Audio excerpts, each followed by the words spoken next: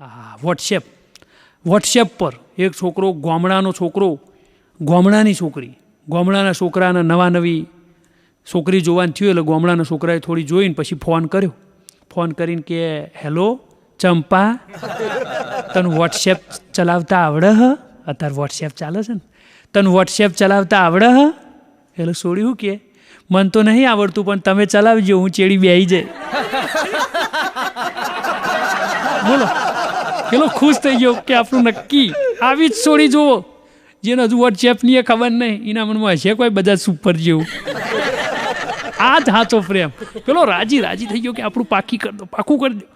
હા આનો ઇમોજ મજા છે આજકાલ તો જુઓ તમે હા વોટ્સએપ પર ઓનલાઈન હોય આખો દાડો ઓનલાઈન સ્ટેટસ બદલશે પા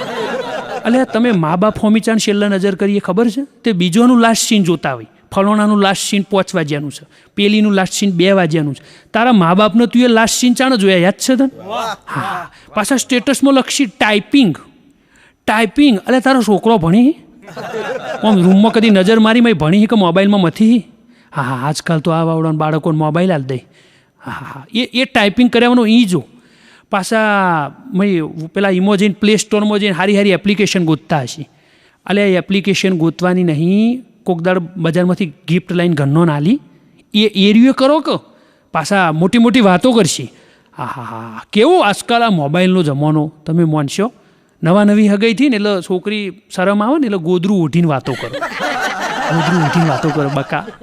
બકો ચોથી આવ્યો સારું મળતો જ નહીં બોલો અમે બકાને ગોતવા 2 વાર જાહેરાત આલી પણ મારો હારો મળતો જ નહીં શિખર આવ્યો એવો જતો રહેવું એનું કોઈ નક્કી નહીં પાછો કે બકા કાઢ્યું પેલી કે હો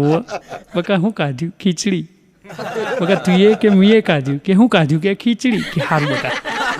દાદી બાજુ હુઈ રહેલું એટલે સવારે હું કહી કે અલ્યા આ છોડી તો આખી રાત ઊંઘમાં બોલતી હતી છોડી હરવરીને બોલી બા હું ઊંઘમાં નથી બોલતી કે તાણે તો ગોદરું ઓઢીને હું ફોનમાં વાતો કરતી હતી આવું થાય અને મોય બાઇકમાં ઓમ ફોનમાં મંડ્યા ભાઈ જોયું છે ને તમે હા અમારા ગામમાં એક જણનું આમનું આમ જ થઈ ગયું ટેવ પડી ગયું આમનું આમ જ આખો દાડો ઊભો હોય તો મળે હાથ તો છૂટા મેં એટલે બાઇક નહીં બેનો ઓમ કરીને વેલણ લઈને મંડી એક છોડીએ ફોન કર્યો છોકરાએ ફોન કર્યો હો છોડીને કહું છું અભરો છો કે હા સૂતી હોય તો સપનું મોકલ અને જાગતી હોય તો તારી યાદ મોકલ અને ખાવા બેઠી હોય ને તો ખાવાનું મોકલ અને ટીવી જોતી હોય ને તો સિરિયલ મોકલ પેલી કે વાહણ ધોઉં છું એઠવાડ મોકલું આ તો જમાનો મિત્રો ફેશનનો મેં કહ્યું ને એમ પહેલાં આવું જોવાનો રિવાજ હતો નહીં હા એક ભાઈબંધ અમારે પૈણી ચાઇનાથી ઠેઠ પત્ની લાવ્યો બોલો હા ચોઈના મેર પડ્યો ચાઇના જઈને લઈ આવ્યો ચાઇના એટલે ખિસ્સા માયના રિપેર થાય ના બિલ મગાય ના પાછું અપાય ના જો લેહો ચાઇના તો નહીં રહ્યો ચોઈના વિચારીને લેજો હા ચાઇના ત્રીજા દાડ પતિજી